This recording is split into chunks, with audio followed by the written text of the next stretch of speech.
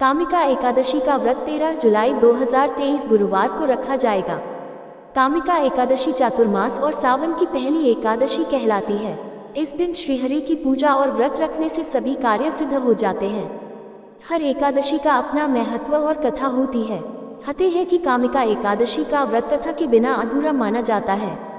विष्णु पुराण के अनुसार कामिका एकादशी का व्रत करने से व्यक्ति को योनि को प्राप्त नहीं होता, उसे अकाल मृत्यु का भय नहीं रहता और व्यक्ति मृत्यु के बाद स्वर्गलोक को जाता है। आइए जानते हैं कामिका एकादशी व्रत की कथा। काम की एकादशी व्रत कथा। पौराणिक कथा के अनुसार एक बार धर्मराज युधिष्ठिर भगवान श्री कृष्ण से सावन का कामिका एकादशी की महिमा जानने के लिए उत्सुक थे। तब कृष्ण ने बताया कि एक गांव में एक शक्तिशाली व्यक्ति रहता था। उसका स्वभाव बहुत क्रोधी था। एक दिन गांव के ही एक ब्राह्मण से उसका झगड़ा हो गया। विवाद में बलशाली व्यक्ति ने ब्राह्मण की हत्या कर दी। ब्रह्म हत्या का दोषी होने की वजह से समस्त गांव वालों ने उसका सामाजिक बहिष्कार कर दिया। जघन्य पापों से मुक्ति दिलाता है कामिका एकादशी व्रत। समाज से निष्कासित होने पर उसने एक ऋषि से इस पूछा कि वह कैसे इस दोष से मुक्त हो सकता है। ऋषि बोले, तुम्हें ब्रह्म हत्या के पाप का प्रायश्चित करने के लिए कामिका एकादशी व्रत रखना चाहिए। सावन की कामिका एकादशी पर विधि विधान से विष्णु जी का पूजन दान करो, ब्राह्मण भोजन कराओ। शक्तिशाली व्यक्ति से ऋषि के बताए अनुसार कामिका एकादशी व्रत को संपन्न किया और इसके प्रभाव से वह दोष मुक्त हो गया। उसके बाद से कामिका एकादशी का व्रत रखा जाता है। कहते हैं जो मनुष्य श्रावण में श्रीहरि का पूजन करते हैं उनसे देवता, गंधर्व और सूर्य आदि सब पूजित हो जाते हैं। कामिका एकादशी 2023 मुहूर्त।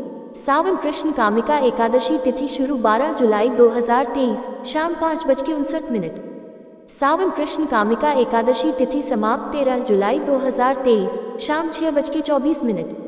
कामिका एकादशी व्रत पारण सुबह 5:32, सुबह 8:18, 14 जुलाई 2023। सावन महीने की दोनों एकादशियों पर तुलसी रोपने, उसकी पूजा और फिर दान करने से मिलता है कभी न खत्म होने वाला पुण्य।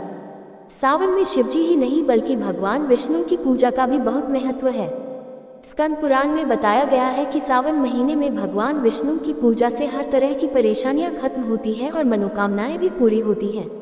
इसलिए ग्रंथों में श्रावण मास की दोनों एकादशी तिथियों पर भगवान विष्णु और देवी लक्ष्मी की विशेष पूजा के साथ व्रत का भी विधान बताया गया है। इन एकादशियों पर तुलसी पूजा और अन्नदान से मिलने वाला पुण्य कभी खत्म नहीं होता है। महाभारत और भविष्य पुराण में बताया है महत्व। भविष्य पुराण और महाभारत के आश्वेधिक पर्व में बताया गया है कि सावन में भगवान विष्णु की पूजा का विशेष फल मिलता है। इस महीने की दोनों एकादशियों और द्वादशी तिथि पर भगवान विष्णु की पूजा से 5 यज्ञों का फल मिलता है। सावन में लक्ष्मी जी के साथ भगवान विष्णु की पूजा करनी चाहिए। ऐसा करने से हर तरह का सुख और समृद्धि बढ़ती है। बुधवार कामिका एकादशी। सनातन धर्म में एकादशी का व्रत महत्वपूर्ण स्थान रखता है। प्रत्येक वर्ष 24 एकादशियां होती हैं। जब अधिक मास या मलमास आता है तब इनकी संख्या बढ़कर 26 हो जाती है। सावन महीने के कृष्ण पक्ष की एकादशी का नाम कामिका है। ये तिथि सब पापों को हरने वाली और उत्तम मानी गई है। इस दिन व्रत और विष्णु पूजा से मनोकामनाएं पूरी हो जाती हैं। पुत्रदा एकादशी। सावन महीने में आने वाली दूसरी एकादशी को पुत्रदा या पवित्रा एकादशी भी कहा जाता है। ये श्रावण शुक्ल पक्ष में आती है। इस दिन भगवान विष्णु की पूजा और व्रत करने से संतान प्राप्ति होती है। अगर संतान है तो उसकी लंबी उम्र और सुख समृद्धि की कामना से ये व्रत किया जाता है। इस एकादशी पर व्रत और पूजा से जाने अनजाने में हुए पाप खत्म हो जाते हैं। तुलसी पूजा और दान से अक्षय पुण्य। सावन महीने की दोनों एकादशी तिथियों पर सूर्योदय से पहले उठकर नहाने के बाद भगवान विष्णु, लक्ष्मी और तुलसी पूजा के साथ व्रत का संकल्प लेते हैं।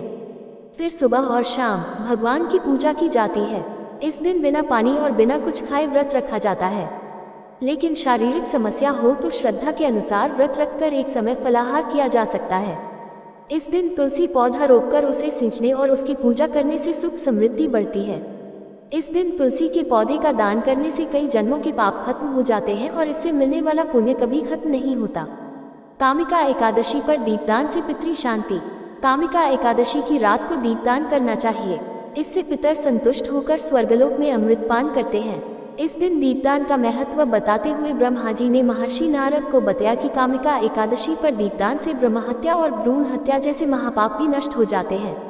जो फल गंगा, काशी, नैमिषारण्य और पुष्कर जैसे तीर्थों में स्नान करने से मिलता है वही फल इस एकादशी पर भगवान विष्णु की पूजा और व्रत